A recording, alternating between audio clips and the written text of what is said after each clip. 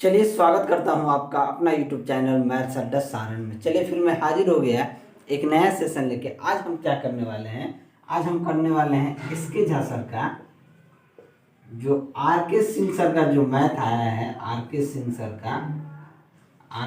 Sir का ये हम प्रैक्टिस सेट क्या कौन करने वाले हैं, प्रैक्टिस सेट 16 करने वाले हैं। अभी तक हमने प्रैक्टिस सेट 15 कंप्लीट कर दिया है। अगर आपने नहीं देखा है तो इसका प्लेलिस्ट बना हुआ है, इसका प्लेलिस्ट बना हुआ है इसके झा मैथ ब्रैकेट में आर के सिंह लिखा होगा, इस नाम से प्लेलिस्ट बना है। आप वहां से जाके 15 प्रैक्टिस सेट देख सकते हैं। अभी तक अगर आप हमारा टेलीग्राम चैनल से नहीं जुड़े हैं तो लिंक आपको डिस्क्रिप्शन में मिल जाएगा, आप वहां से जुड़ जाइए। वहां मैं इसका पीडीएफ डाल देता हूं, आप वो पीडीएफ लेके आप अपना प्रैक्टिस करते रहिएगा। तो चलिए, अगर आप चैनल पर नए हैं तो चैनल को सब्सक्राइब कर लें। आज का पहला क्वेश्चन देखते हैं। आज का पहला क्वेश्चन है कि 5 सेंटीमीटर और 4 सेंटीमीटर त्रिज्या वाले वृत्त की तिर्यक उभयनिष्ठ स्पर्श रेखा ज्ञात करें यदि उनके बीच की दूरी 15 सेंटीमीटर है। क्या है, मान लीजिए एक वृत्त है, ये वृत्त है, इसका जो त्रिज्या है ये कितना सेंटीमीटर है, 5 सेंटीमीटर, ठीक है। दूसरा एक वृत्त है जिसका त्रिज्या 4 सेंटीमीटर यानी इससे छोटा होगा, मान लीजिए ये 4 सेंटीमीटर है, ठीक है। हमसे कह रहा है कि इन दोनों के बीच की दूरी 15 सेंटीमीटर है, यानी कि इन दोनों की जो बीच की दूरी है ये कितना सेंटीमीटर है, 15 सेंटीमीटर बीच की दूरी है, ठीक है। हमसे कह रहा है तिर्यक उभयनिष्ठ स्पर्श रेखा ज्ञात कीजिए, यानी कि तिर्यक उभयनिष्ठ रेखा क्या हो जाएगी, एक इस तरीके से होगी जो इन लोगों को टच करते हुए जाएगी। जब स्पर्श रेखा जहाँ करता है वो एंगल जानते हैं कितना डिग्री का होता है, वो 90 डिग्री का होता है। अगर यहाँ से एक यहाँ हम कर दें तो ये क्या हो जाएगा, ये 90 डिग्री का एंगल बन जाता है। मान लीजिए इसे हम ए से डिनोट कर दें, इसे हम बी से डिनोट कर दें, इसे हम सी से डिनोट कर दें, इसे हम डी से। हमसे क्या पूछा है कि ये सी और डी की जो लंबाई है यही पूछा है कि सी डी की लंबाई क्या होगी, ठीक है। अगर मान लीजिए ये यहाँ से इधर आया तो यहाँ से ये भी आ सकता है, इन दोनों के बीच भी दूरी होगी वो क्या होगी, समान होगी। क्या होगी, समान होगी।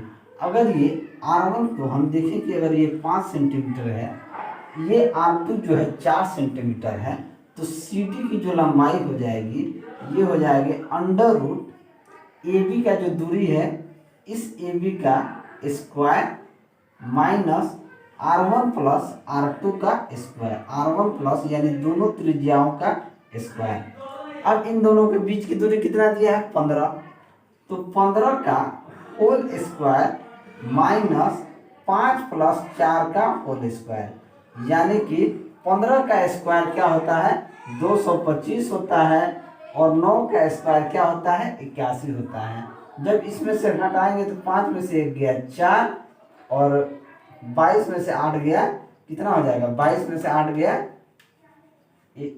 14, ठीक है। यानी कि अंडर रूट 144, यानी ये बाहर निकल के आ जाएगा 12 सेंटीमीटर हो जाएगा। यानी कि ये सी और डी की जो लंबाई होगी ये 12 सेंटीमीटर हो जाएगी। तो ऑप्शन ए हमारा क्या हो जाएगा, सही आंसर हो जाएगा। चलिए अगला क्वेश्चन देखते हैं, क्वेश्चन नंबर 2। क्वेश्चन नंबर 2 क्या कहता है कि 7500 पर 2 वर्ष 4 महीने के लिए 12% वार्षिक दर से चक्रवृद्धि ब्याज निकटतम में ज्ञात करें। इस ब्याज की गणना वार्षिक आधार पर की जाती है। देखिए प्रिंसिपल हमारे पास कितना दिया हुआ है, 7500 रुपये प्रिंसिपल है, रेट दिया हुआ है 12% और टाइम दिया हुआ है 2 वर्ष 4 महीना, 2 वर्ष और 4 महीना, 4 महीना को 4/12 हम लिख सकते हैं, यानी कि 2 वर्ष 1/3 साल। बात को समझिएगा, ठीक है। अब हमसे पूछ रहा है कि CI क्या होगा, तो CI क्या होता है, CI होता है अमाउंट माइनस प्रिंसिपल। अगर अमाउंट देखा जाए तो अमाउंट कैसे निकालते हैं, P इंटू 1 प्लस R/100 के पावर N माइनस P, ठीक है। तो यहाँ से अगर P कॉमन ले लें तो ये क्या बच जाता है, 1 प्लस R/100 के पावर N माइनस 1, यही बचता है। अब देखिए यहाँ तो 2 साल की बात की गई है और 1/3 साल की बात की गई है, तो तो 2 साल के लिए रेट कितना होगा, 12% ही होगा। लेकिन 1/3 साल के लिए रेट क्या हो जाएगा, 4% हो जाएगा। बात को समझिएगा, यानी कि 1/3 साल के लिए रेट कितना हो जाएगा, 4% हो जाएगा। अगर ये हम फॉर्मूला लगाते हैं तो प्रिंसिपल हमारा कितना हो गया, 7500 का 7500 है, 1 प्लस आर यानी कि 12/100 का स्क्वायर, ठीक है, इंटू में 1 प्लस 4/100 माइनस का 1, ठीक है, क्योंकि 2 साल के बाद तीन महीना का यानी कि 1/3 साल का भी तो हमको निकालना है। ये क्या हो जाएगा, 7500 इंटू 4×3=12, 4 से कट जाएगा 25 बार में, ये 25 एकम 25 3 28 का स्क्वायर, 28 का स्क्वायर हो जाएगा 20,000, सॉरी 28 का स्क्वायर कितना होगा, 28 का स्क्वायर बटा 25 का स्क्वायर, ठीक है, इंटू ये कट जाएगा 4 से 25 बार में, ये हो जाएगा 25 एकम 25 एक 26/25 गुना 26/25 माइनस 1, ठीक है। अब देखिए आप इसका जब गुना करेंगे तो 25 का क्यूब हो जाता है आपका 15,625, यानी हो जाएगा 7500 बराबर नीचे हो जाएगा 15,625 और 28 का स्क्वायर और 28 का स्क्वायर कितना होता है, 28 का स्क्वायर जब करेंगे 8 × 64 4 हाथ में 6, 8 दूना 16 6 22, 8 दूना 16 2 दूना 4 1 5 यानी कि 4 6 2 8 5 2 7 784, फिर 26 से गुना करेंगे 6 6 24 के 4 हाथ में 2 8 4 48 2 50 के 0 हाथ में 5 7 6 42 5 47 2 4 के 8 2 8 16 2 7 14 यानी 0 8 7 6 13 के 3 हाथ में 4 1 5 5 4 9 यानी 19,384 होगा। यानी ये तो हो जाएगा 19,384। अब इसमें से 15,625 माइनस कर देंगे तो 15,625 माइनस करेंगे तो 14 में से 5 गए 7 में से 2 गया 5, 13 में से 6 गया 7 और 8 में से 5 गया 3, यानी 3759 गुना 15,625। अब इसको काट देंगे इससे 2.08 बार में, ये नहीं गड़बड़ हो रहा है, ठीक है। इसको कीजिएगा तो आपका वैल्यू आंसर आ जाएगा। एक तो ये तरीका है, ठीक है। अब इसको काट कर लेंगे तो आपका आंसर आ जाएगा, एक ये तरीका है। दूसरा चीज़ हम किस तरीके से कर सकते हैं वो भी मैं आपको बता देता हूँ, इतना आपको करने की जरूरत नहीं पड़ेगी। देखिए क्या कीजिएगा, प्रिंसिपल और अमाउंट का रेशियो निकालिएगा, ठीक है। प्रिंसिपल और अमाउंट का रेशियो निकालेंगे यानी कि 12% का वैल्यू क्या होता है, 12/100 यानी कि 4 × 12 4 से 25 यानी कि 3/25। बात को समझिएगा, यानी 12% का वैल्यू अगर 3/25 है तो प्रिंसिपल तो नीचे वाला होता है और ऊपर वाला में जो दिया गया वो सम जोड़ देते हैं तो अमाउंट हो जाता है। तो वो क्या हो जाएगा, 25 से 28 हो जाएगा। ये 2 साल तक होगा। कितने साल तक होगा, 2 साल तक। तो 25 से 28 2 साल हो गया। अब देखिए, अब 1/3 साल के लिए यानी कि 4 महीने की जो बात की गई है वो 1/3 साल के लिए रेट हमारा क्या है, 4% है। तो 4% को 4/100 लिखेंगे तो ये क्या हो जाएगा, 1/25 हो जाएगा। क्या होगा, 1/25 हो जाएगा। तो ये प्रिंसिपल 25 से क्या हो जाएगा, 26। अब इन दोनों को गुना कर देंगे तो ये हो जाएगा 15,625 और इसका गुना करेंगे तो 20,384 शायद आएगा, 20,384 आएगा। अब इन दोनों का जो अंतर होगा यही क्या होता है, CI होता है। CI बराबर क्या होता है, अमाउंट माइनस प्रिंसिपल। अब इसका जो अंतर होगा, लेकिन एक चीज यहाँ पे ध्यान देना है कि आपके पास जो प्रिंसिपल आ रहा है 15,625 ये एग्जैक्ट प्रिंसिपल नहीं है, इसको आपको बराबर करना होगा इस प्रिंसिपल के बराबर। जब आप इसके बराबर करेंगे तो ये आपके कितना गुना आ जाएगा, ये 2.08 के आसपास आ जाएगा। अब देखिए इन दोनों का अंतर अगर हम देखें 15,625 और 20,384 का अंतर देखें तो 14 में से 5 गया 9, 7 में से 2 गया 5, 13 में से 6 गया 7, 9 में से 5 गया 4, ठीक है। यानी कि 4,759 है। तो 4,759 को अगर हम 2 से भाग दे देंगे तो क्या हो जाएगा, 2 दूनी 4, 2 3 6, 2 3 6, 2 8 2 2 7 14 दूना 18 यानी 2379 के आसपास जो भी आपका आंसर आएगा। थोड़ा सा आप कैलकुलेटेड चीज़ है, इसको आप कर लीजिएगा तो इसका आंसर 2200 कुछ आएगा, 2284 के आसपास आंसर आ जाएगा। ठीक है, 2284 के आसपास आपका आंसर आ जाएगा, वही आपका आंसर सही होगा। ठीक है, इस मेथड से भी कर सकते। देखिए बात वहीं पे सेम आ रहा है, प्रिंसिपल और अमाउंट का गुना 28 और 26, 28 का स्क्वायर 26 का गुना यहाँ पे भी आ रहा है देखिए, और यहाँ पे भी 25 का क्यूब आ रहा है, यहाँ पे भी आ रहा है। लेकिन ये मेथड जो है वो इजी होता है इसके कंपेरिजन में। चलिए अगला क्वेश्चन देखते हैं, क्वेश्चन नंबर 3। क्वेश्चन नंबर 3 क्या कहता है कि यदि अल्फा बीटा समीकरण ax square plus bx plus c बराबर 0 के मूल हो तो alpha square plus beta square का मान क्या होगा। देखिए अगर हम यहाँ से देखें ax square plus bx plus c बराबर 0 है, अगर a का मान हम 1 रख दें, b का मान हम 1 रख दें, c का मान अगर हम 1 रख दें तो इक्वेशन क्या हमारे पास बन जाएगा, x square plus x plus 1 बराबर 0। अब हम जानते हैं कि अल्फा प्लस बीटा क्या होता है, माइनस बी बटा ए, और अल्फा गुना बीटा क्या होता है, सी बटा ए। तो माइनस बी बटा ए क्या हो जाएगा, इसके गुणनफल में माइनस बी क्या हो जाएगा, -1 बटा ए, यानी कि अल्फा प्लस बीटा का मान क्या आ जाएगा, माइनस का 1 आ जाएगा। अल्फा इंटू बीटा देखें तो सी बटा ए, सी क्या है, अगर सी देखेंगे तो यहाँ 1 है, 1 बटा 1 यानी कि वैल्यू क्या आ जाएगा, 1 आ जाएगा। बात को समझिएगा, इसके मल्टीपल में कुछ नहीं है तो क्या होता है, 1 होता है। इसके मल्टीपल में कुछ नहीं है तो 1 होता है। यहाँ से अल्फा प्लस बीटा का मान -1 आ गया, अल्फा इंटू बीटा का मान 1 आ गया। अब हमसे क्वेश्चन में पूछ रहा है कि alpha square plus beta square का मान क्या होगा, यही पूछ रहा है। अगर हम क्या करते हैं कि अल्फा प्लस बीटा का होल स्क्वायर को हम 1 के अगर हम बराबर रख देंगे तो हमारे पास क्या यहाँ से निकल के आएगा, a प्लस बी का होल स्क्वायर क्या होता है, a का स्क्वायर b का स्क्वायर प्लस 2ab बराबर 1 हो गया। अब देखिए अल्फा इंटू बीटा का मान क्या है, हमारे पास 1 है, तो यहाँ से alpha square plus beta square plus 2 बराबर 1 हो जाएगा। अल्फा इंटू बीटा का मान 1 रख दिए, यहाँ से alpha square plus beta square का मान क्या हो गया, 1 - 2 यानी कि -1, यानी alpha square plus beta square का मान क्या आ गया, -1 आ गया। अब इक्वेशन में किस इक्वेशन से -1 आने की संभावना है तो हम देखते हैं, ए से तो नहीं आएगा, हम ऑप्शन बी को खंगारते हैं, बी स्क्वायर -2ac बटा ए स्क्वायर। हमने बी को क्या माना है, ए का स्क्वायर 1, 2 गुना 1 -2 बटा 1, यानी कि ये -2 आ रहा है, ये नहीं होगा, हमें -a आना चाहिए। फिर ऑप्शन सी को खंगारते हैं, बी स्क्वायर -4ac बटा 2 स्क्वायर। बी का मान क्या हो जाएगा 1, 4ac 1 गुना 1 हो जाएगा तो 1 - 4 बटा 2 यानी कि -3 बटा 2, ये भी नहीं होगा।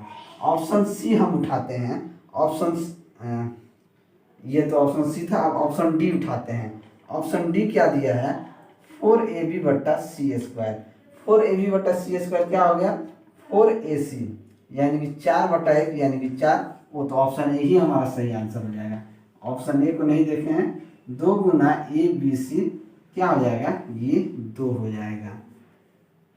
क्या हो गया, -1 आना चाहिए, alpha square plus beta square का -1 यानी कि 1 माइनस, ओहो ऑप्शन बी ही तो हमारे पास आ रहा है, 1 - 2, 1 - 2 यानी कि -1, तो ऑप्शन बी हमारा सही आंसर हो जाएगा। थोड़ा सा मिस्टेक हो गया था, ठीक है, तो ऑप्शन बी हमारा सही है। क्वेश्चन नंबर 4, क्वेश्चन नंबर 4 कहता है कि एक निश्चित धनराशि साधारण ब्याज पर 15 वर्ष 6 महीना में 3 गुना हो जाता है, तो राशि को दुगना होने में कितना समय लगेगा। हमने एक क्वेश्चन किया था कि इस तरह का क्वेश्चन के लिए हम कैसे, गुनी माइनस n1 माइनस 1 बट्टा n2 माइनस 1 बराबर t1 बट्टा t2। t1 क्या होता है, समय होता है, t2 भी समय होता है। n1 को हमने पहला गुना और n2 को हमने दूसरा गुना या गुनी की बात की गई थी, हमने बताया था। तो n1 माइनस 1 बटा n2 माइनस 1 बराबर t1 बटा t2, यानी कि जो पहला समय दिया है बट्टे में दूसरा समय। अब देखिए इस क्वेश्चन में दिया 15 वर्ष 6 महीना में 3 गुना हो जाता है।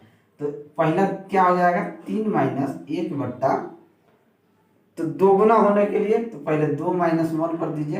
अब हम क्या करते हैं 15 वर्ष 6 महीने में तिगुना होता है। 15 वर्ष 6 महीना को 15 वर्ष 6 महीना को 15 पूर्णांक 1/2 लिख सकते हैं। तो 15 दूना 30, 31/2, यानी कि ये 31/2 हो जाता है। तो इसे कितना समय लगेगा, अब देखिए 3 में से 1 गया 2, तो ये क्या हो जाएगा, ये इधर आके गुना हो जाएगा। तो 2x बराबर 31/2, तो x का मान क्या आ जाएगा 31/4। अब 4 साल में क्या हो जाएगा, ये दुगना हो जाएगा। अब 31/4 को हम क्या लिख सकते हैं 7 चौक 28, 7 पूर्णांक 3/4, यानी कि 7 साल और 3/4 का मतलब क्या हो गया 9 महीना। तो 7 साल 9 महीना में वो क्या हो जाएगा दुगना हो जाएगा।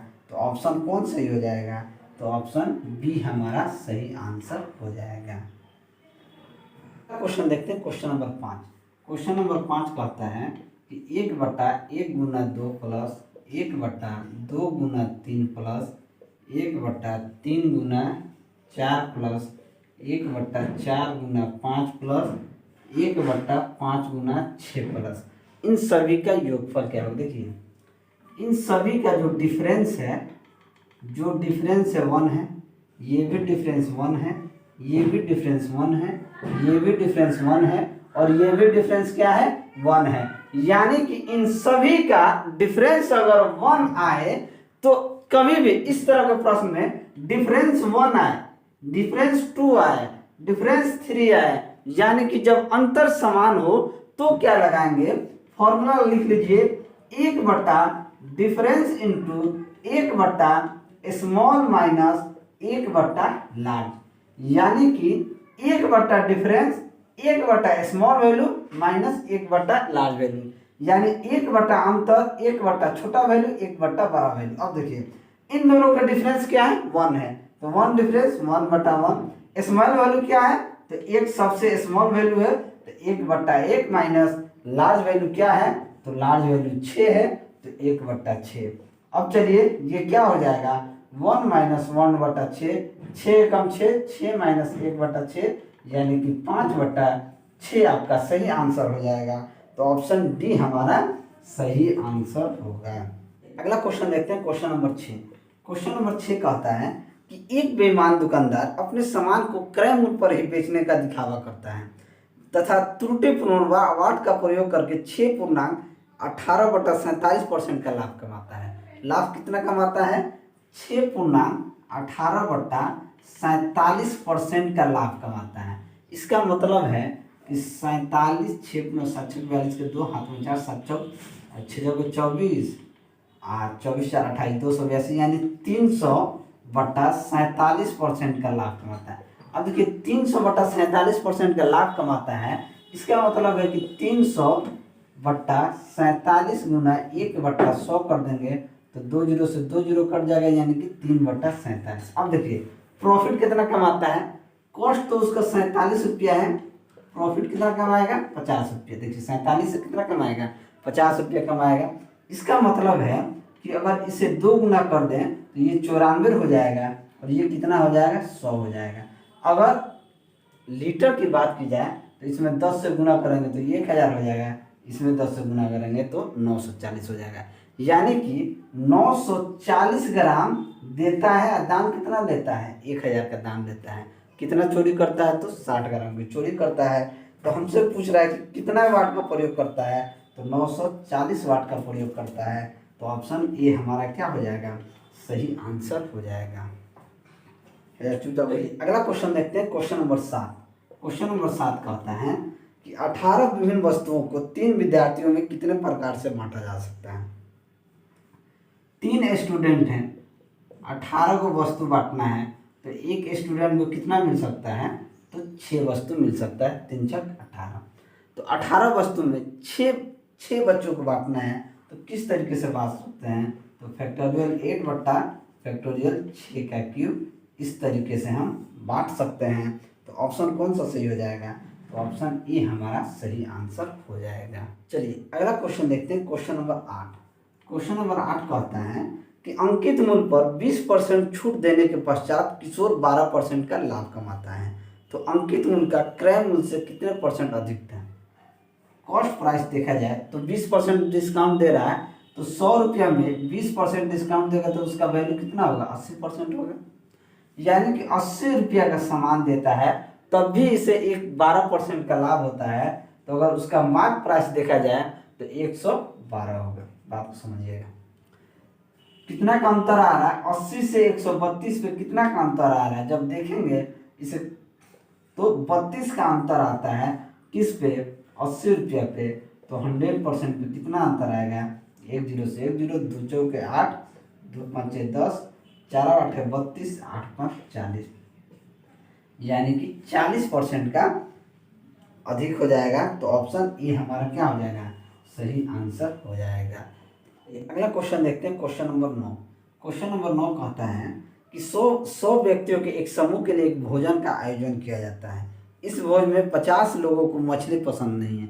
अब मछली पसंद कितने लोग को नहीं है, मछली पसंद जो है नहीं है, पसंद नहीं है 50 लोग को, तो 100 - 50 यानी 50 लोग जो हैं उन्हें मछली पसंद नहीं है, काम खत्म।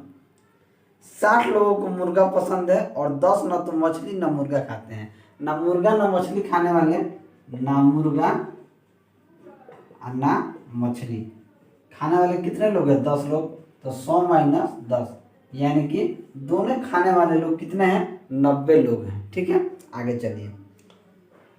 व्यक्तियों की संख्या ज्ञात कीजिए जो मछली और मुर्गा दोनों पसंद करते हो। जो मछली, अगर मान लीजिए ये फिश और ये मुर्गा, फिश को हम और इसको हेन यानी कि मुर्गा। ठीक है, अब देखिए 90 लोग न मुर्गा न मछली खाते हैं, तो 90 लोग जो होंगे जो मुर्गा और मछली दोनों खाएंगे, यानी कि ये लोग कितने हैं, 90 लोग हैं।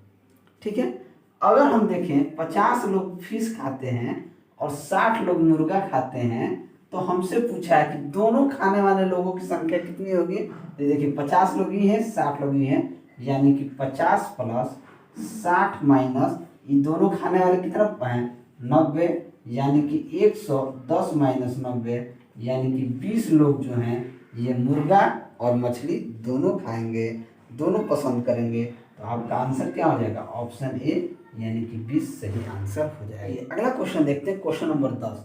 क्वेश्चन नंबर 10 कहता है कि एक बिंदु आंतरिक रूप से 8 9 - 7 4 लाइन खंड जोड़ने वाले को 2:3 के अनुपात में विभक्त करता है, तो बिंदु का निर्देशांक क्या हो जाएगा। यही देखिए, यही है, ये क्या है, 8 और 9 है, और ये आपका -7 और 4 है। ये m/n कितना है, 2:3 है। हमने आपको एक शॉर्ट ट्रिक बताया था, कभी भी इस तरह के प्रश्न आए ना, तो इससे इस वाले को गुना कीजिए और इसको इस वाले से गुना कीजिए। सबसे पहले गुना कीजिए, 3 को 8 से गुना कीजिए, 8 3 24, 9 3 27। ठीक है, फिर 2 से कीजिएगा -14 और 2 चौके 8। फिर इन x से जोड़िए, y को y से जोड़िए और जोड़ के m/m+n से भाग दे दीजिए। क्या हो जाता है, 24 प्लस माइनस का 14/m+n क्या हो जाएगा, 2 3 5 से भाग दे दीजिए, और 27 और 8 को जोड़िए, 27 + 8 भाग में इन दोनों को जोड़ के भाग दे दीजिए। 24 में से 14 जाएगा 10, यानी कि 10/5, यानी कि ये तो 2 आ जाएगा, और 27 8 35/5, यानी कि ये क्या आ जाएगा, 7 आ जाएगा। तो क्या निर्देशांक आ जाएंगे, 2 और 7 हमारा सही आंसर हो जाएगा। तो ऑप्शन सी हमारा सही आंसर हो जाएगा। अगला क्वेश्चन देखते हैं, क्वेश्चन नंबर 11। क्वेश्चन नंबर 11 क्या कहता है कि एक रेलगाड़ी को किसी स्टेशन से चलने के 3 घंटे बाद दुर्घटनाग्रस्त होने के कारण 1 घंटा रुकना पड़ा। इसके बाद यह रेलगाड़ी मूल गति को 75% गति से आगे चली तथा अपने गंतव्य स्थान पर 4 घंटा देरी से पहुंची। यदि दुर्घटना उसी रेलवे लाइन पर 150 किलोमीटर आगे हुई होती तो गाड़ी केवल 3.5 घंटा विलंब से पहुंचती। तो यात्रा की दूरी तथा गाड़ी की मूल गति बताइए। अब देखिए, मान लीजिए एक ट्रेन है, ठीक है, ये यहाँ से चली और यहाँ एक्सीडेंट हो गई। यहाँ क्या हो गया, इसका एक्सीडेंट हो गया। ठीक है, अब देखिए मूल चाल से 75% चाल का मतलब होता है 75/100 यानी कि 3/4, यानी कि पहले 4 चाल से चल रही थी, अब वो किस एक्सीडेंट होने के बाद 1 घंटा रुकने के बाद ये किस चाल से चलेगी, तो 3 चाल से चलेगी। और ये कितना घंटा लेट हो रही है, तो 4 आवर डिले कर जा रही है। ठीक है, अब कहता है कि इसी रेलवे लाइन पर एक्सीडेंट यहाँ ना होकर एक्सीडेंट अब मान लीजिए यहाँ हुआ रहता 150 किलोमीटर बाद। अगर 150 किलोमीटर बाद एक्सीडेंट हुआ रहता तो यहाँ तक तो इसका चाल क्या था, 4 के चाल से चलती। अगर इसे x मान लीजिए x नहीं मानेंगे तो चलेगा, 4 चाल से तक यहाँ चलती और यहाँ एक्सीडेंट होता। एक्सीडेंट होने के बाद 1 घंटे यहाँ भी रुकती और यहाँ से फिर चलती, तो ये किस चाल से चलती, 3 के चाल से चलती। और ये कितना देर में पहुँचती, तो 3.5 घंटा में पहुँचती। अब देखिए इन दोनों का अंतर कितना है, 30 मिनट है। इन दोनों का अंतर 30 मिनट है। तो हमसे पूछ रहा है कि दूरी और मूल गति, ट्रेन की स्पीड। हम जानते हैं कि डिस्टेंस बराबर क्या होता है, स्पीड इनटू टाइम। अब देखिए ट्रेन इसी पे निर्भर है, यानी ये 150 किलोमीटर के बाद सारा केस गड़बड़ हो रहा है। यानी 150 किलोमीटर आगे एक्सीडेंट होती है तो आधा घंटा क्या हो जाती है, विलम्ब हो जाती है। तो डिस्टेंस कितना है हो गया, ये हमारा 150 डिस्टेंस हो गया। स्पीड क्या हो जाएगा, इन दोनों का गुणनफल हो जाएगा, यानी कि 4 गुना 3 बटे इन दोनों का अंतर हो जाएगा 1। और समय 30 मिनट, 30 मिनट को हम 1/2 घंटा लिख सकते हैं। ये हो गया 1/2। अगर इसको x मान ले, इसको भी x मान ले, इसको भी x मान ले, इसको भी x मान ले, तो ये क्या हो जाएगा 4x गुना 3x। और इन दोनों का अंतर क्या हो जाता है, x। तो x से x कट जाता है, 2 से कट जाता है 4 2 बार में, यानी कि 6x का वैल्यू 150 आता। तो x का वैल्यू क्या आ जाता, 50 किलोमीटर प्रति घंटा। ये क्या इसका चाल आ जाता, 50 किलोमीटर प्रति घंटा इसका चाल आ जाता। अब 25 किलोमीटर प्रति घंटा अगर इसका चाल आ जाएगा तो इसका मूल चाल क्या था, पहल का जो चाल था वो 4x था। तो अब कितना हो जाएगा, 25 गुना 4 यानी कि 100 किलोमीटर प्रति घंटा उसका मूल, यानी कि शुरू में चाल था। देखिए आप चाल ही देख के आंसर दे सकते हैं। ऑप्शन में 100 किलोमीटर प्रति घंटा ऑप्शन ए में है, तो आपका ऑप्शन ए आपका सही आंसर हो जाएगा। लेकिन नहीं, हम इसको सॉल्व दूरी भी निकालेंगे। अगर इतना चाल 100 किलोमीटर 3 घंटा में इतना चाल चलता है, तो इतना चाल चला होगा कितना, 300 किलोमीटर चला होगा। 3 घंटा में 300 किलोमीटर चला होगा। लेकिन हम डायरेक्ट अगर डिस्टेंस निकाल दें तो देखिए 30 मिनट ये चाल का जो लेट हो रहा है, 30 मिनट का अंतर हो रहा है किसके चाल पर, तो इस चाल के अंतर पर 30 मिनट का डिले हो रहा है 150 किलोमीटर बाद। तो 1 मिनट की बात की जाए तो 1 मिनट में कितना होगा, 5 किलोमीटर। तो ये 4 घंटा में कितना होगा, 4 घंटे में 240 मिनट होते हैं। तो 240 मिनट में कितना हो जाएगा, 240 गुने 5 यानी 24 5 120, 1200 किलोमीटर क्या आ जाएगा इसका टोटल डिस्टेंस यहाँ से वहाँ तक कितना आ जाएगा, 1200 किलोमीटर आ जाएगा। तो ऑप्शन ए आपका सही आंसर हो जाएगा। अगला क्वेश्चन देखते हैं, क्वेश्चन नंबर 12। क्वेश्चन नंबर 12 क्या कहता है कि BGINR को पुनः व्यवस्थित किया जाए तो ब्रिंग शब्द आने की प्रायिकता क्या होगी। देखिए इस पर हमने एक वीडियो बनाया था प्रायिकता पे, उसमें मैंने बताया था जितना वर्ड है अगर रिपीट नहीं करता है तो ये फैक्टोरियल 5 1 2 3 4 5 है, तो फैक्टोरियल 5 की तरह से इसे हम व्यवस्थित कर सकते हैं। और फैक्टोरियल 5 का मतलब होता है 5 गुना 4 गुना 3 गुना 2 गुना 1, यानी कि 5 को 20 60 गुना 120, 120 तरीका है। ठीक है, लेकिन कह रहा है कि ब्रिंग वर्ड, एक बार जब ब्रिंग लिखा जाएगा तो दोबारा ब्रिंग लिखाएगा तो रिपीट करेगा, यानी कि इसकी संभावना क्या है, मात्र 1/120 आने की संभावना है। यानी कि इस 120 में से सिर्फ ब्रिंग एक ही बार आएगा। तो 1/20 आपका सही आंसर हो जाएगा। तो ऑप्शन सी सही आंसर होगा। अगला क्वेश्चन देखते हैं, क्वेश्चन नंबर 13। क्वेश्चन नंबर 13 क्या कहता है कि एक रेलगाड़ी 90 किलोमीटर प्रति घंटा की चाल से एक पुल को 36 सेकंड में पार कर जाती है। इसी पुल को दूसरे रेलगाड़ी जो पहले रेलगाड़ी से 100 मीटर छोटी है 45 किलोमीटर प्रति घंटा के चाल से कितने समय में पार कर जाएगी। देखिए, जो ट्रेन की लंबाई होती है उसी को हम दूरी मान लेंगे, ट्रेन की लंबाई ही दूरी होता है, तो डिस्टेंस बराबर क्या होता है, स्पीड इनटू टाइम। लेकिन यहाँ पे चाल जो दिया है, स्पीड दिया है 90 किलोमीटर प्रति घंटा, तो इसको हमको मीटर पर सेकंड में निकालेंगे क्योंकि टाइम हमारे पास 36 सेकंड दिया है। तो किलोमीटर को मीटर पर सेकंड में बदलने के लिए 5/18 से गुना करते हैं, तो 90 गुना 5/18 यानी कि 18 5 90 50 25 मीटर पर सेकंड हो गया। तो डिस्टेंस हमारा क्या हो जाएगा, स्पीड इंटू टाइम, यानी कि 25 गुना 36, ये क्या हो जाएगा 900 मीटर उस ट्रेन की लंबाई हो जाएगी। यानी जो पहली ट्रेन की लंबाई होगी वो 900 मीटर होगी। अब कह रहा है कि दूसरी जो ट्रेन है उससे 100 मीटर छोटी है, दूसरी जो ट्रेन है T2 जो है इससे 100 मीटर छोटी होगी, तो 900 माइनस 100 यानी कि वो कितने मीटर की होगी, 800 मीटर की होगी। जब वो 800 मीटर की होगी तो 45 किलोमीटर प्रति घंटा के चाल से कितने समय में पार कर जाएगी। अब स्पीड हमारा क्या दिया है 45 किलोमीटर प्रति घंटा, फिर इसको हम मीटर पर सेकंड में बदलेंगे, 45 गुना 18/5/18, 3 से काट दीजिए, 3 6 18, 3 से कट जाएगा 15, यानी कि 75/6 मीटर पर सेकेंड इसका आ गया।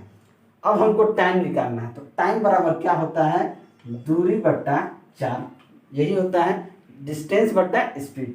दूरी कितना है 800 मीटर, तो 800 बट्टा स्पीड है 75/6, यानी 75 गुना 6।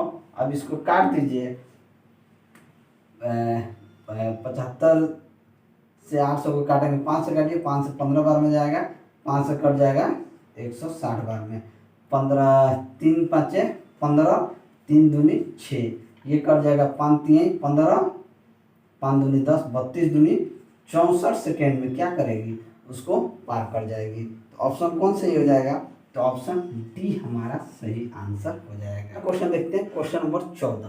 क्वेश्चन नंबर 14 कह रहा है कि एक समतल मैदान पर बिंदु P से एक टावर शीर्ष के एलिवेशन का कोण 30 डिग्री है।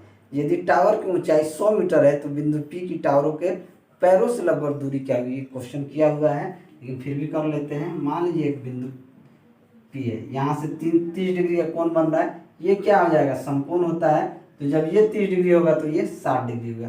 हम जानते हैं 30 डिग्री के सामने A होता है और 60 डिग्री के सामने A√3 होता है। इसका लंबाई हमारे पास 100 दिया है, तो इन पैरों की लंबाई क्या हो जाएगा 100√3 हो जाएगा, और √3 का वैल्यू क्या होता है 1.73, तो ये कितना हो जाएगा 173 मीटर। ये क्वेश्चन पहले भी कराया हुआ है इसलिए हम फास्ट कर लिए, तो ऑप्शन बी आपका सही आंसर हो जाएगा।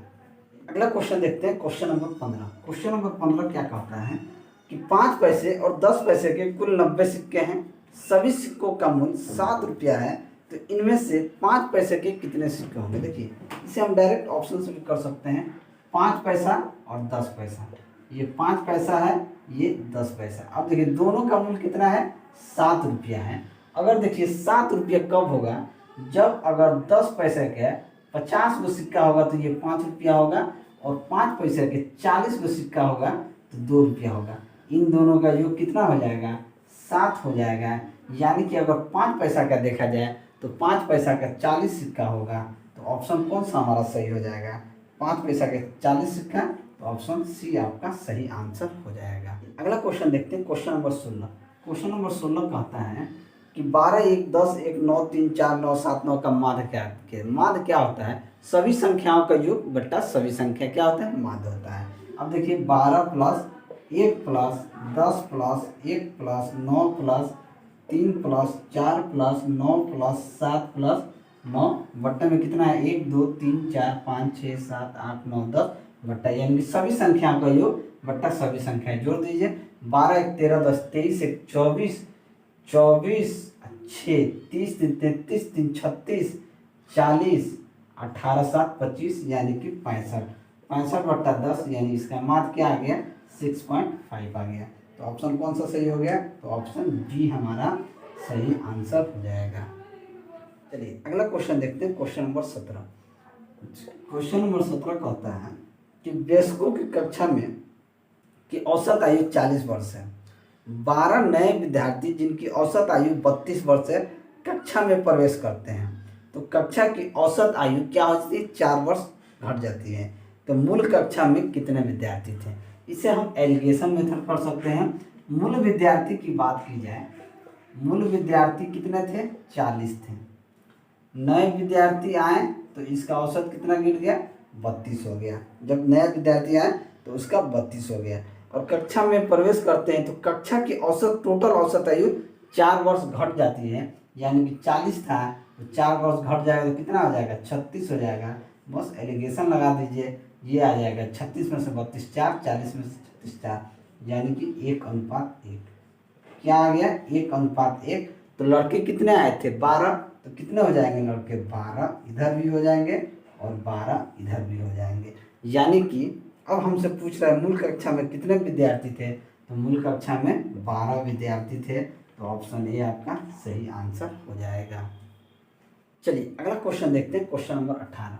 क्वेश्चन नंबर 18 कहता है कि संख्या 17 के पावर 1999 प्लस 11 के पावर 1999 माइनस 7 के पावर 1999 के इकाई स्थान में अंक क्या होगा? देखिए कभी भी आपसे यूनिट डिजिट निकालने के दे दे और पावर इस तरीके से लंबा हो तो दी ही लास्ट अंतिम दो संख्या में, अंतिम लिख लीजिए, अंतिम दो संख्या में 4 से भाग दें।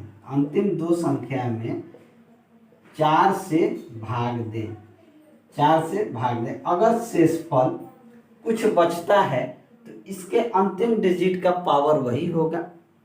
अगर शेषफल 0 आता है तो वो संख्या 4 ही उसके पावर में आ जाएगी। यही इसका कंसेप्ट है। अब देखिए 99 में अगर हम 4 से भाग देंगे तो 4 दूनी 8, 4 चौके 16, यानी रिमाइंडर कितना बचता है? 3 बचेगा। तो 7 का पावर 3 हो जाएगा, प्लस यहाँ भी 1 के पावर 3 हो जाएगा, माइनस 7 के पावर 3 हो जाएगा। बात को समझिएगा। अब देखिए 7 का पावर क्या होता है? 7 7 49, 7 9 63। इसका क्या अंतिम डिजिट होगा? 3 होगा। इसका तो 1 ही होगा और इसका भी क्या हो जाएगा? 3 हो जाएगा।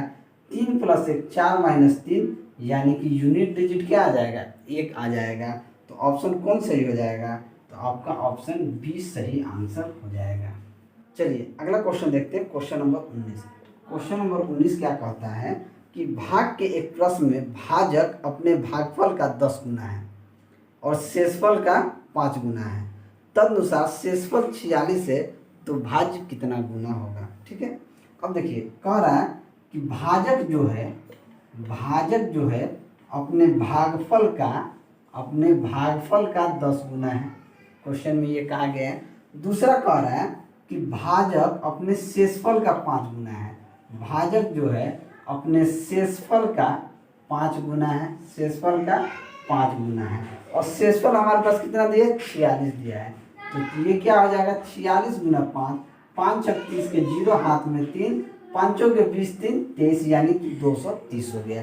अब जब भाजक हमारे पास 230 हो गया तो यहाँ से भागफल हम निकाल सकते हैं, बिल्कुल निकाल सकते हैं। भाजक के जगह पे 230 रख देंगे तो भागफल हमारा क्या आ जाएगा?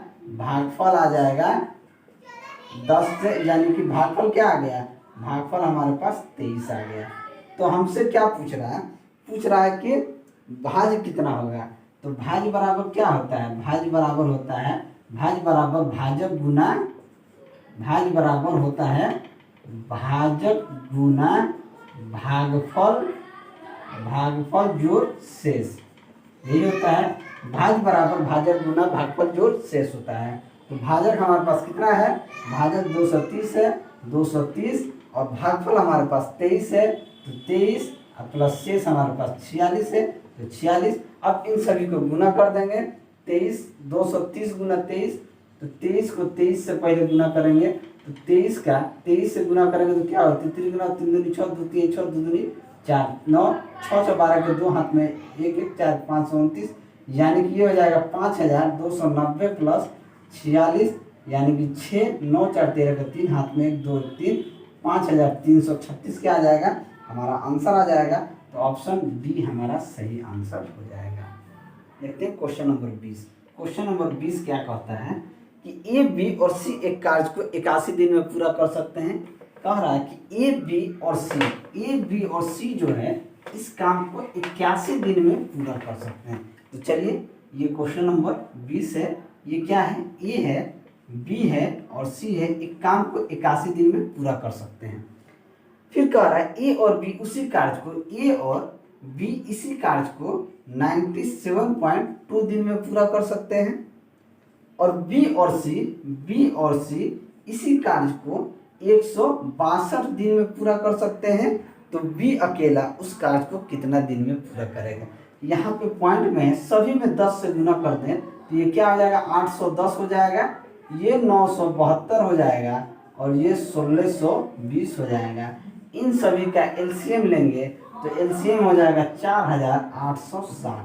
अगर हम ए प्लस बी प्लस सी का एफिशिएंसी देखें तो ये कितना हो जाएगा 6 × 6 8 × 48 यानी कि इसका एफिशिएंसी 6 हो जाएगा और इसका एफिशिएंसी देखें तो 9 × 5 = 45 यानी कि इसका एफिशिएंसी आ जाएगा 5 और इसका एफिशिएंसी देखें तो 3 दूनी 6 6 3 18 यानी कि इसका एफिशिएंसी हो जाएगा 3। अब देखिए बी प्लस सी ए प्लस बी प्लस सी का एफिशिएंसी 6 है। अगर हम ए प्लस बी का देखें बी प्लस सी का देखें तो बी प्लस सी का 3 है तो ए का एफिशिएंसी कितना हो जाएगा 3। जब ए का एफिशिएंसी 3 हो जाएगा, अगर हम ए प्लस बी का देखें तो 5 है तो सी का एफिशिएंसी कितना हो जाएगा 1 यानी कि 3 1 4। तो अगर हम बी का एफिशिएंसी देखें, ए प्लस सी नहीं दिया है लेकिन बी का एफिशिएंसी हमारे पास क्या निकल के आ जाएगा 2 निकल के आ जाएगा। जब बी का एफिशिएंसी हमारे पास 2 निकल के आ गया तो हमसे पूछा है बी अकेला उस कार्य को कितना दिन में कर देगा। तो सबसे पहले 4860 को 10 से भाग दे देंगे क्योंकि 10 हमने गुना किया था। ये टोटल वर्क कितना आ गया 486।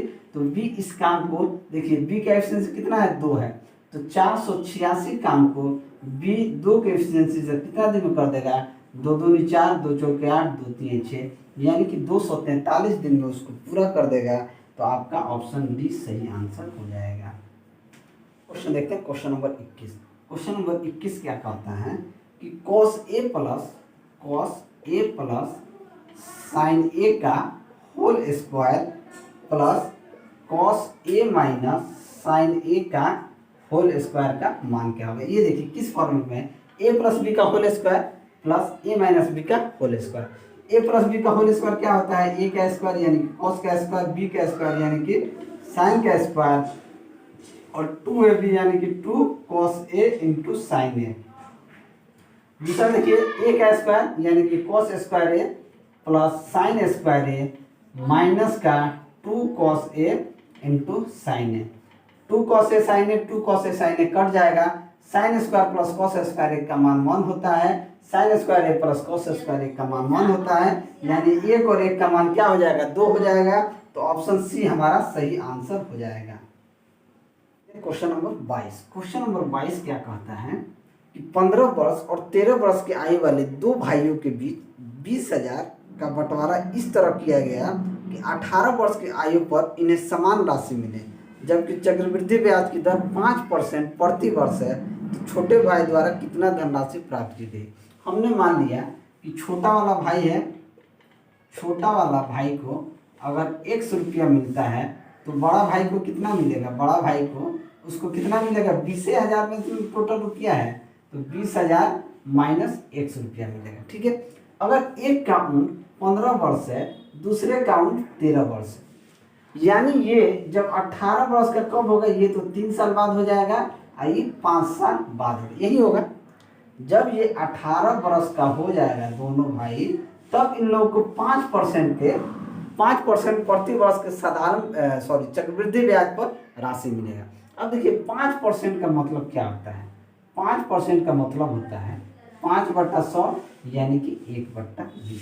अगर हम प्रिंसिपल और अमाउंट की बात करें तो हमने कहा है अगर प्रिंसिपल 20 है तो अमाउंट क्या हो जाएगा 21 हो जाएगा। बात को समझिएगा, ठीक है। अगर देखिए इसे कितना यानी कि 3 साल बाद मिलेगा, छोटका को 5 साल बाद मिलेगा। तो छोटका को कितना मिलेगा 5 साल बाद, अगर 100 रुपया मिलता है 5 साल बाद मिलेगा तो 20 से 21 मिलेगा, यानी कि प्रिंसिपल क्या हो जाएगा, प्रिंसिपल 20 होगा और अमाउंट 21 होगा, और ये इसका ही पावर कितना हो जाएगा 5, और बड़ा वाला को मिलेगा 20,000 माइनस का x इंटू ये कितना हो जाएगा 21/20 के पावर 3। डायरेक्ट इसको लिख देते हैं, ठीक है।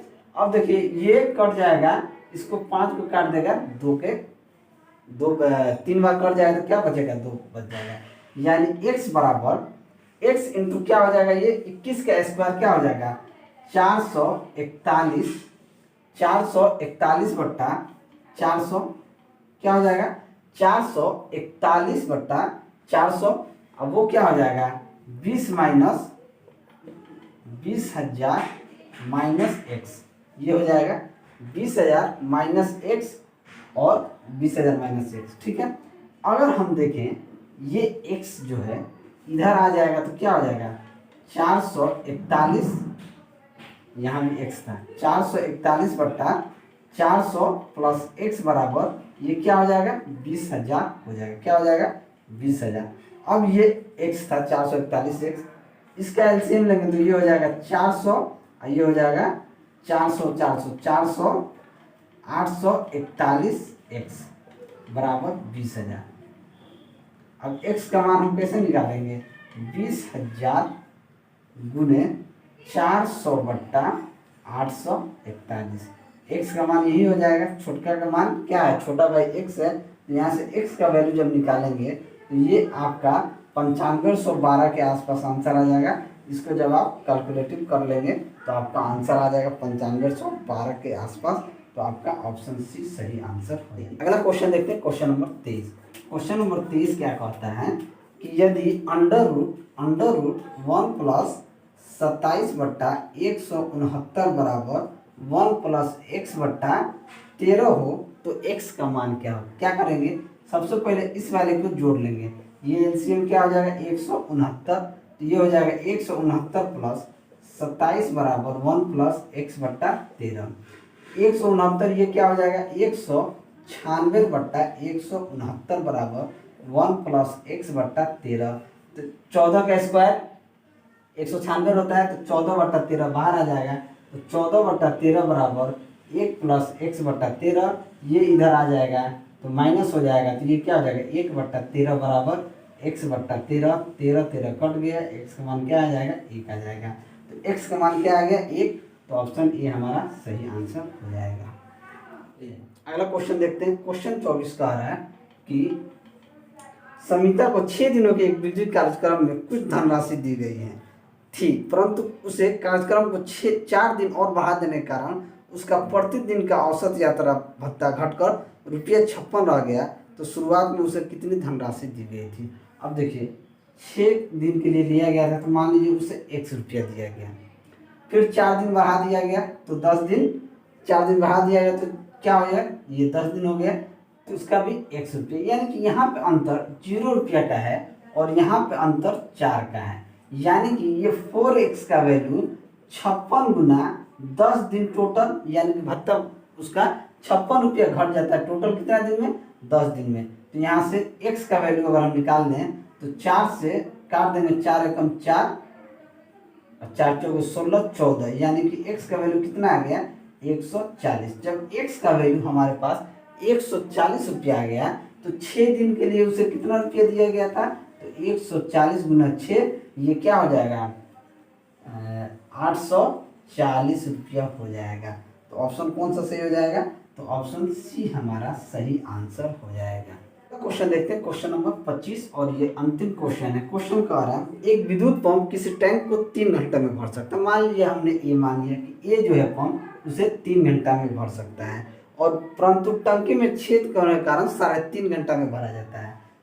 मान लीजिए बी एक छेद होने के कारण 3.5 घंटा में भरा जाता है, यानी कि 3 दूनी 6 7/2 घंटा में भरा जाता है। यदि टंकी पूरी तरह भरा हो तो पंप भी बंद हो तो टंकी कितने देर में खाली हो जाएगा। ये भरने वाला है तो आई खाली करने वाला तो माइनस, इन दोनों का एलसीएम अगर हम ले लें 21, तो ए का एफिशिएंसी क्या हो जाएगा 21/3 यानी कि 7 के एफिशिएंसी से भरेगा, और बी का खाली करने का एफिशिएंसी क्या हो जाएगा 21/7/2 यानी कि 7 के 21 यानी कि 6 के एफिशिएंसी से ये खाली करेगा। तो ये कितना देर में खाली कर देगा, यही पूछा है। 7 यूनिट भरेगा, 6 यूनिट खाली होगा, ठीक है। तो कितना यूनिट बचेगा 1 यूनिट, तो कितना देर में खाली कर देगा, तो 1 के यूनिट से 21/1 यानी कि 21 घंटा में उसको क्या कर देगा, खाली कर देगा। तो ऑप्शन डी हमारा सही आंसर हो जाएगा, ठीक है। तो चलिए, अगर मेरा वीडियो आपको अच्छा लगा तो वीडियो को लाइक करें, दोस्तों में शेयर करें। अगर आप हमारे चैनल पर नए हैं तो चैनल को सब्सक्राइब करें। मैं ऐसे ही वीडियो लेके आपके सामने हाजिर होता रहूँगा। चलिए मिलते हैं अगले वीडियो में, तब तक के लिए जय हिंद।